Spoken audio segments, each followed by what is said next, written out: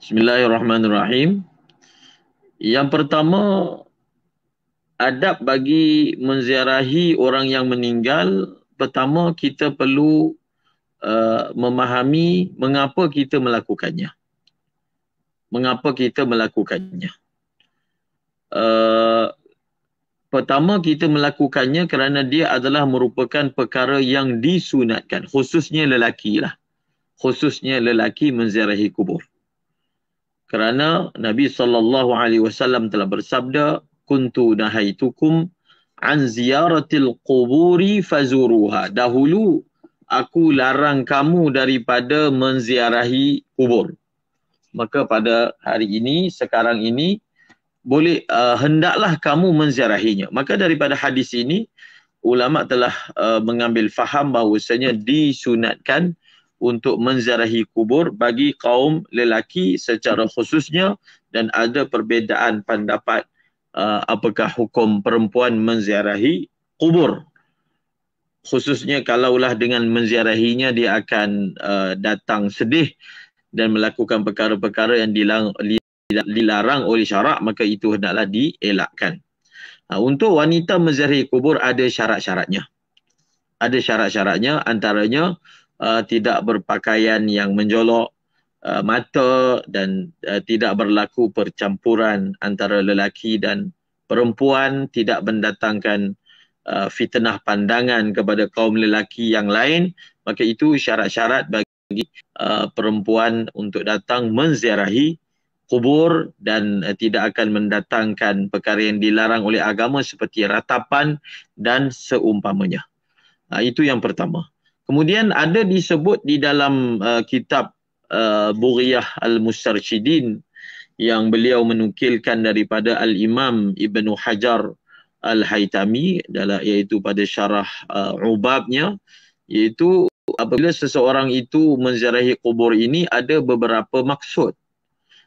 Kalau dia menziarahi kubur secara umum, maka maksud daripada dia menziarahi kubur secara umum adalah untuk mengamalkan sunnah ataupun saranan daripada Rasulullah menziarahi kubur. Tetapi kalau dia menziarahi kubur ibu bapanya, maka di situ bukan hanya sekadar ada tuntutan umum menziarahi kubur, bahkan di situ ada suatu tuntutan yang lebih khusus, iaitu tuntutan birrul walidain, kebaktian kepada kedua ibu bapa. Seperti mana kita disarankan menziarahi mereka saat mereka masih hidup, maka kita juga disarankan untuk berbuat demikian setelah mereka meninggal dunia, walaupun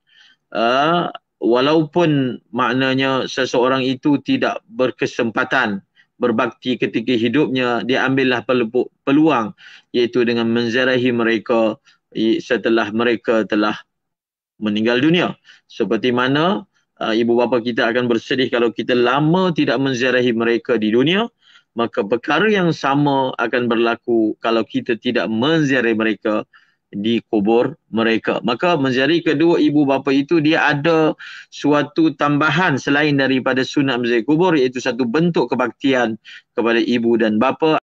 Ada dhaif yang menyatakan siapa yang menziarahi kedua orang tuanya pada hari Jumaat, maka Allah Ta'ala akan mengampunkan dosa mereka. Sebab itu kalau di Hadramaut, di Tarim, mereka menjadikan hari Jumaat sebagai hari untuk menziarahi kubur ibu bapa, sanak saudara, kaum keluarga. Maka janganlah kita hanya menjadikan hari raya saja sebagai hari untuk menziarahi kubur ibu dan ayah kita, bahkan kalau boleh setiap Jumaat, khususnya orang yang tinggal berdekatan. Kubur ibu dan ayahnya itu berdekatan. Tetapi tidak pernah menziarahi pun dengan alasan mereka telah meninggal dunia. Ya, telah meninggal dunia, tetapi alam barzakh itu orang yang berada di sana menyedari, mengetahui siapa yang datang menziarahinya, bahkan mendengar apa yang diucapkan oleh orang yang datang menziarahinya. Sebab itu kalau kita menziarahi kubur ibu bapa, maka disunatkan untuk mengatakan Assalamualaikum Assalamualaikum ya abi. Assalamualaikum wahai ayahku. Assalamualaikum wahai ibuku. Kalau kita ziarah kubur orang mukmin secara umum, Assalamualaikum ahlad diyar. Kita menyebut secara umum wahai penghuni kubur. Tetapi kalau itu adalah ibu dan ayah kita, nenek kita dan guru kita misalnya, apatah lagi Rasulullah sallallahu alaihi wasallam, maka Assalamualaikum wahai abi, wahai ibuku, wahai ayahku, wahai nenekku dan seumpamanya. Begitu yang diajar. Dan maksud lagi daripada menziarahi kubur adalah untuk mengingatkan kita kehidupan akhirat. Mengingatkan kita kepada kematian. Ataupun dipanggil untuk mengambil ibrah dan untuk mengambil pengajaran daripada kematian itu sendiri. Ada orang yang menjadikan rutinnya menziarahi kubur untuk dia melunakkan hatinya yang keras, mungkin sibuk dengan dunia, sibuk kerja dunia, maka sekali-sekala ataupun kerapkan diri ziarah kubur untuk ingatkan apa yang kamu kerjakan ini hasilnya hanya sekadar di dunia sahaja. Dan ada juga tuntutan daripada menziarahi kubur itu adalah untuk mengambil keberkatan, mengambil suhbah kepada mereka yang berada di sana, khususnya orang saleh, khususnya para nabi, khususnya para wali. Maka ada niat tambahan yang disebut oleh Al-Imam Ibn Hajar Al-Haytami di dalam kitab Al-Ubab. Dan disunatkan kalau kita menziarahi kubur itu dalam keadaan kita ada wuduk.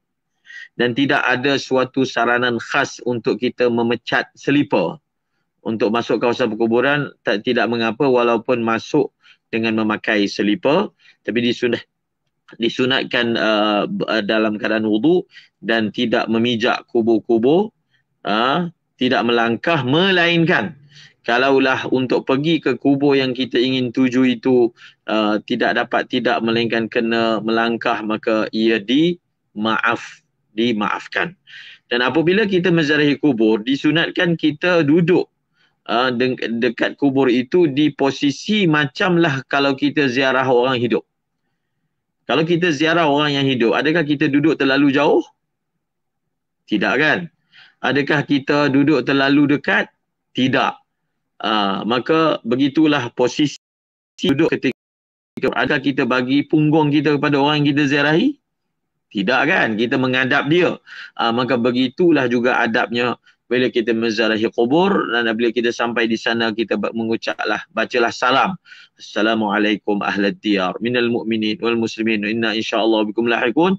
Dan kalau orang itu orang yang khas, suami kita ataupun anak kita, maka boleh disebut dengan lafaz nama dia pun dibenarkan.